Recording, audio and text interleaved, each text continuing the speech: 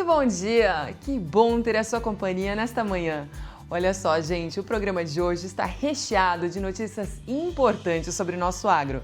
Então, confira o que vem por aí. A Agrofloresta transforma a produção de café, recupera o solo e diversifica a renda no interior de São Paulo. Cavaleiro brasileiro Rico Bassano transformou a paixão pelo hipismo em uma missão que promove qualidade de vida e inclusão por meio da ecoterapia. Frio, calor e seca desafiam os pecuaristas.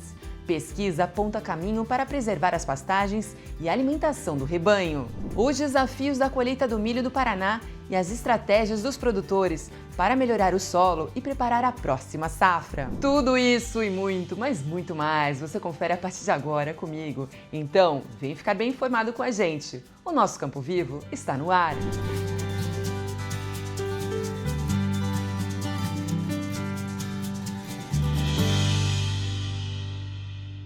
No Vale do Paraíba, em São Paulo, um produtor rural encontrou na agrofloresta uma nova forma de produzir.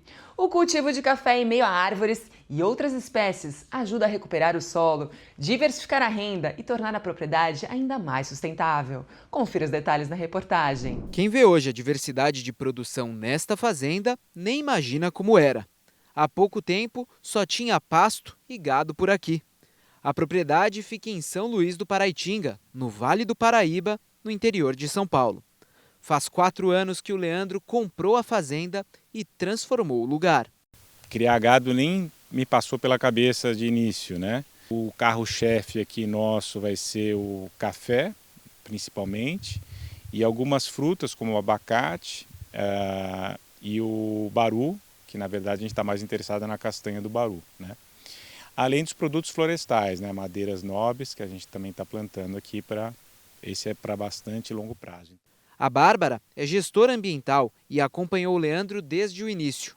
Ela diz que não esquece de como era a propriedade quando pisou aqui pela primeira vez. Quando eu cheguei aqui eu vi só pasto, falei, vamos ter um desafio.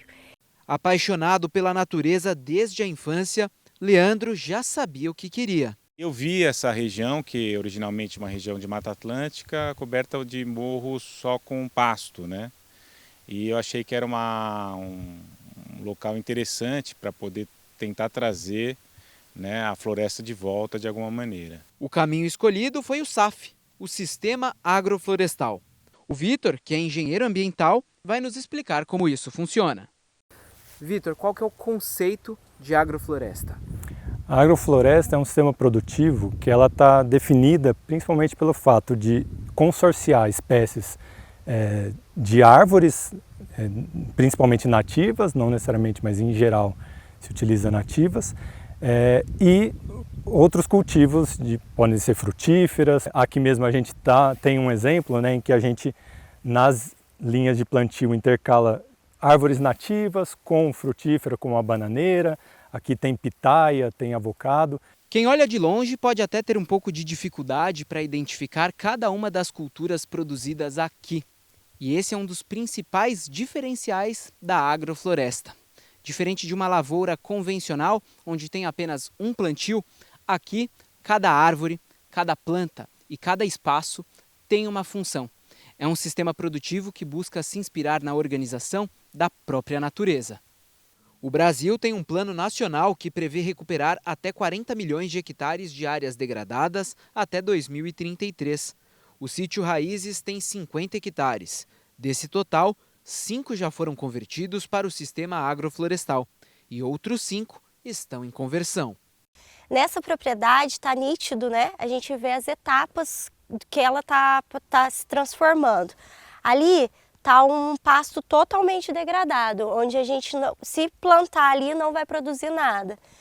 Na outra parte já está em transição para o SAF, que é onde ele já plantou algumas espécies, para que no futuro esteja produzindo igual essa área aqui. A fazenda do Leandro faz parte do projeto Vale Mais Verde, da Secretaria do Meio Ambiente de São Paulo, que incentiva a recuperação de áreas degradadas no Vale do Paraíba. Mais de 100 produtores já aderiram à iniciativa. Ao adotar essas práticas, o produtor está, de fato, prestando serviços para a sociedade como um todo. Ele próprio é beneficiário, o primeiro beneficiário, talvez, desses serviços prestados, mas também é um serviço que é para a sociedade como um todo. E por esse serviço prestado, o Estado remunera essas boas práticas. A agrofloresta ainda está em formação. Enquanto algumas culturas devem produzir nos próximos anos, outras vão exigir mais tempo e paciência. Para o Leandro, o importante é que a transformação já começou. Eu sonho em ver essa propriedade coberta de árvores, né? Esse é o meu objetivo principal. A agricultura, né, o café aqui, na verdade, é muito mais uma forma de trazer sustentabilidade econômica, esse plano de fazer uma restauração, na verdade, ecológica. A agrofloresta também contribui para a conservação da água, o aumento da biodiversidade e a redução dos impactos das mudanças climáticas. Um sistema que une produção, renda e preservação ambiental, o que é excelente. O cavalo pode ser muito mais que um companheiro no esporte. Na ecoterapia, o movimento e a interação com o animal são utilizados como parte de um trabalho terapêutico. Diretamente de Wellington, na Flórida, conta a história do Rico Bassano, que transformou a paixão do hipismo em uma missão de inclusão. Nas pistas, Rico construiu uma trajetória marcada por títulos e conquistas. Mas foi fora das competições que ele encontrou uma forma de usar a experiência com os cavalos para transformar vidas. Eu vivi muitos anos competindo no Brasil e levantando uma bandeira que para mim é muito importante, que é a ecoterapia, né? Então eu sou um cavaleiro campeão, mas eu levanto a bandeira da inclusão social, que é a ecoterapia. A ideia ganhou força com o passar dos anos e se transformou em um projeto social. O objetivo era aproximar o atendimento das famílias, aproveitando a estrutura e os animais que ele já tinha. Então, eu tive o primeiro contato na ecoterapia quando eu era criança, quando eu era student na Nova Zelândia, há 1000 anos atrás, né? E daí eu voltei para o Brasil, tive esse propósito de tentar impactar famílias, impactar pessoas, e a gente fazia essa inclusão social. Como eu era uma pessoa que tinha a fazenda, tinha os cavalos, eu poderia fazer a minha parte, né? O trabalho cresceu e passou a ser desenvolvido também em parceria com o poder público. O modelo ampliou o acesso ao atendimento e permitiu que a ecoterapia chegasse a um número maior de pessoas. Vai fazer 20 anos que eu tenho o Instituto, né? Sim. Fomos o primeiro contrato público no Brasil de ecoterapia e hoje mais de 20 mil pessoas são beneficiadas através de um contrato público de ecoterapia. Que legal. Então eu tenho muito orgulho disso e de estar sempre podendo levar essa bandeira do social. Durante as sessões, o movimento do cavalo estimula diferentes respostas do corpo e exige a participação ativa do praticante.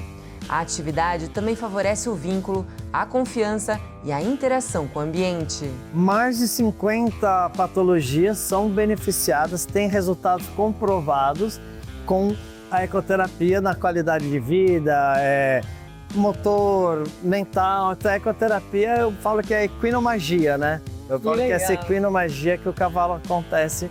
Agora, o desafio é aproximar a experiência prática dos estudos desenvolvidos fora do Brasil. A busca é por novas técnicas, evidências e formas de aprimorar o atendimento realizado no país. E aqui nos Estados Unidos temos boas universidades americanas que estão bem desenvolvidas na área do espectro autista, então a gente está juntando forças aí para a gente poder a cada vez mais impactar essas famílias. Nós aqui a gente está buscando mais conhecimento do cavalo, mais conhecimento da área médica, da área das universidades sobre o espectro autista, para pegar todo esse conhecimento e levar para Londrina. Legal. Com certeza a gente vai poder compartilhar todo esse conhecimento com vocês lá em Londrina. Uma troca que pode contribuir para a qualificação das equipes, o aperfeiçoamento dos atendimentos e a ampliação do acesso à ecoterapia. Um caminho em que o conhecimento científico e a relação com os cavalos se unem em favor da inclusão.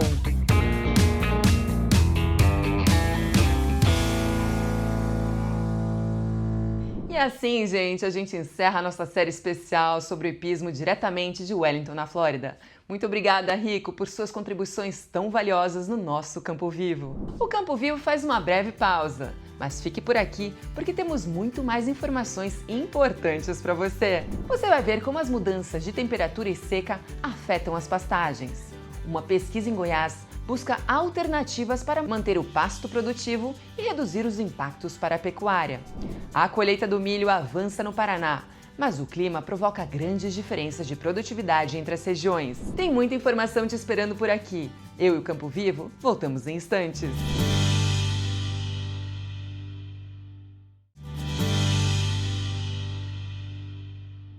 Estamos de volta com o nosso Campo Vivo. Se você chegou agora, seja sempre muito bem-vindo. E olha só, gente, agora é a hora do nosso quadro Em Dia com o Mercado, onde Ismael Menezes chega trazendo informações, análises e orientações importantes para o produtor tomar a decisão certa. Olha só!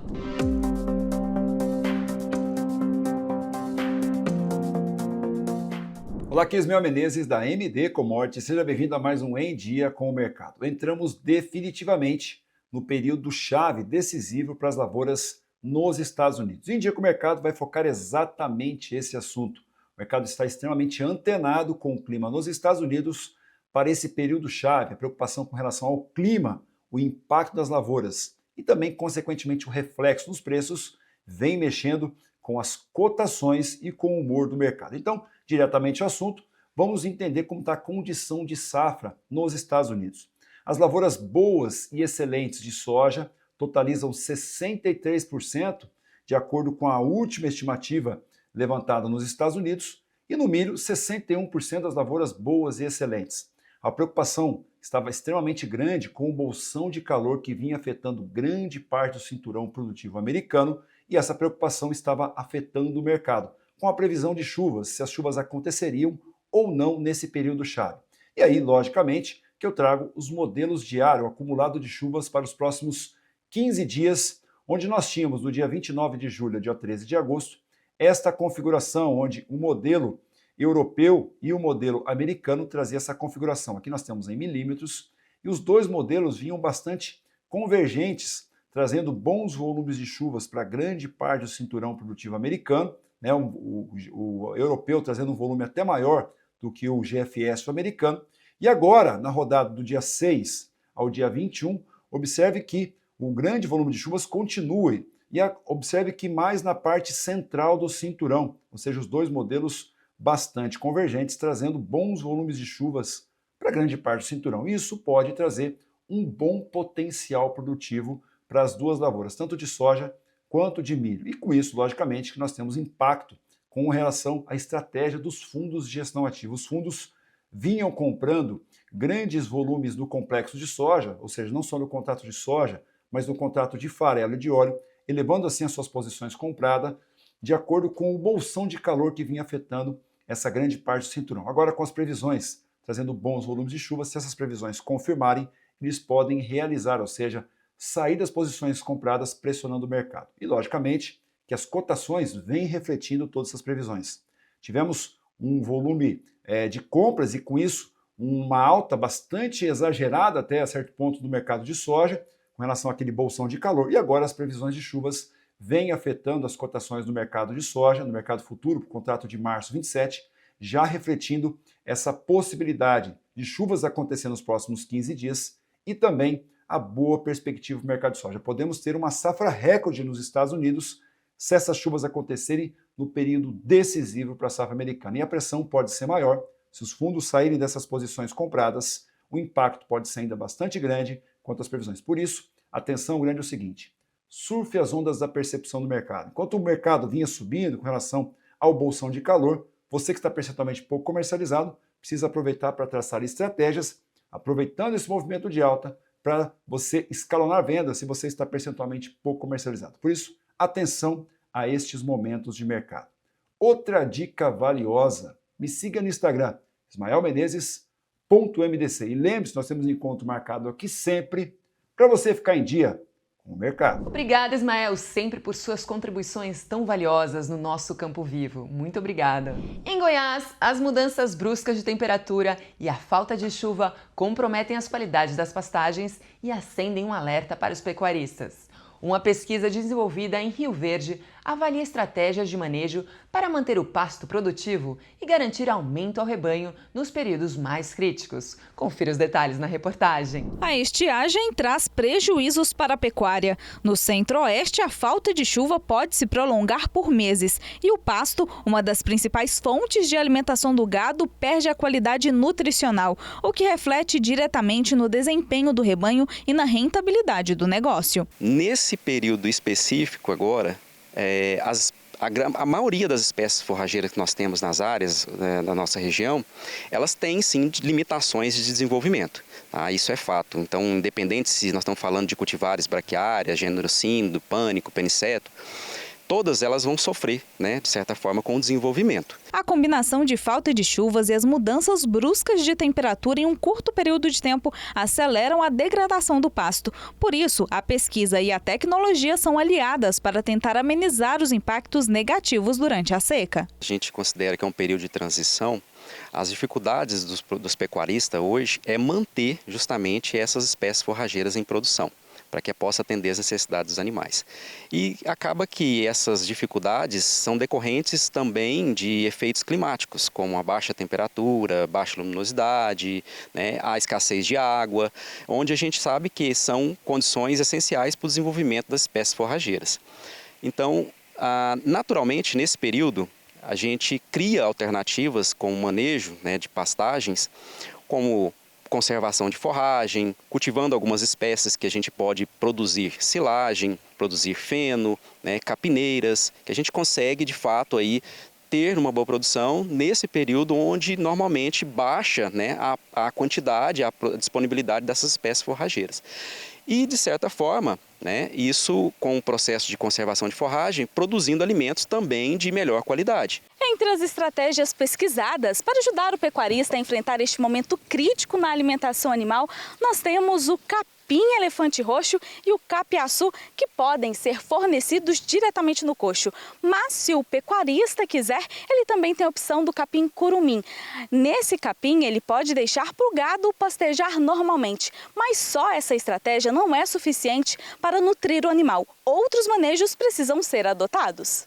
A gente precisa entender que é muito importante que os animais tenham uma demanda da parte de minerais, vitaminas, que são importantes para garantir a saúde desses animais. A qualidade deles depende muito da saúde deles, e não só o desenvolvimento pleno de massa deles. Então, é extremamente importante a gente garantir um calendário profilático, a vacinação desses animais, atender de forma com suplementos minerais, vitamínicos, para que eles não fiquem deficientes dessa parte. Mas o pesquisador alerta, os cuidados com as pastagens devem começar ainda no período das águas, para garantir alimento durante a seca. Na pecuária intensiva, uma das formas de manter a saúde do rebanho e o ganho de peso é ajustar a lotação dos animais de acordo com a oferta de pasto. Outras estratégias de manejo também podem ser adotadas conforme a realidade de cada produtor. Os sistemas de consórcio e integração, eles demonstram claramente uma viabilidade que nós podemos adotar, demonstrando para o produtor que é viável economicamente falando, onde a espécie forrageira ela tem uma condição melhor de desenvolvimento. Então acaba sendo hoje uma ferramenta, que a gente fala uma ferramenta de manejo, justamente para ser utilizada nessa época de déficit de forragem, de escassez, de baixa quantidade de forragem, e sendo uma alternativa econômica, porque de fato hoje ter uma formação de uma pastagem não é barato. Então a gente pensa em garantir a perpetuação, garantir que aquelas espécies forrageiras elas tenham desenvolvimento pleno, o ano todo. O manejo correto e o planejamento para os períodos de seca ajudam a preservar as pastagens e a garantir alimento de qualidade ao rebanho. Medidas importantes para reduzir prejuízos e dar mais segurança à produção, o que é muito bom. A gente faz mais uma pausa aqui no nosso Campo Vivo, mas continue por aqui porque ainda temos muito mais informações importantes para você.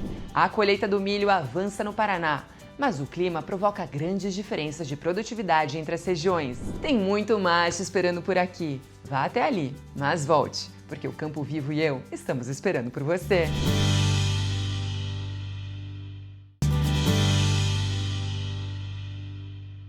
O Campo Vivo está de volta. Tem muito mais informação e notícias do agro para você. Então, vamos de mais notícias. O Paraná já começou a colheita de milho da segunda safra 2025-2026.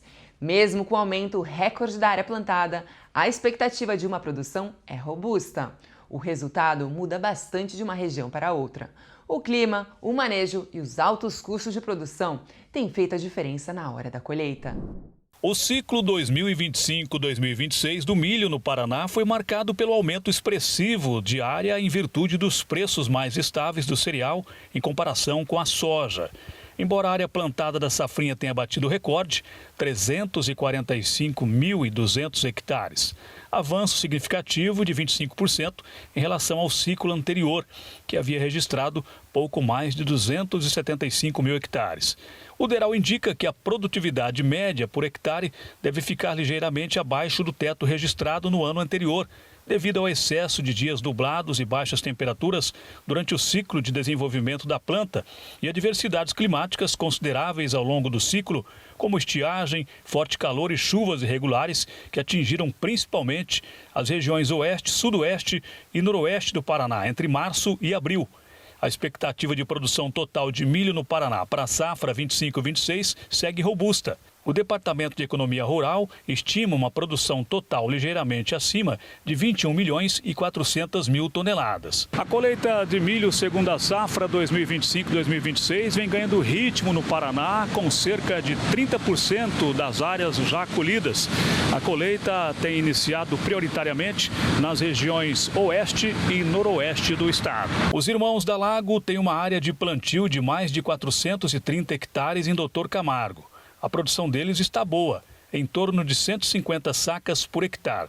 O problema mais relatado são os preços da commodity e os altos custos de produção. O clima, sim, o agricultor ele depende de várias coisas. O agricultor depende da chuva, depende do sol, você entendeu? E o mercado, porque hoje o custo ele é alto e o nosso produto está barato. Você entendeu? Então eu vejo que nós temos que ter um incentivo da agricultura um pouco melhor, porque o homem do campo é o que sustenta esse país de pé, certo? Então o que acontece? A gente trabalha e acaba ficando no vermelho. Mesmo numa produção dessa, nesse preço você não consegue ter um resultado que a gente precisava aqui no campo. Realmente aqui no nosso município dá para você contar a dedo as propriedades que vão dar uma boa produção. No nosso caso aqui do bairro da Reserva, está uma produção excelente.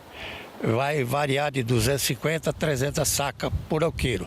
Mas você pegar de Doutor Camargo para lá, nós temos parceiro nosso aí que vai colher 60, 70 sacos. Por quê? Não choveu naquela região. É uma média que não vai ser muito boa, né? Vai cair bastante a produção no estado. Vai. Eu acredito que no município aqui uns 180 sacos na média por alqueiro, toda a região.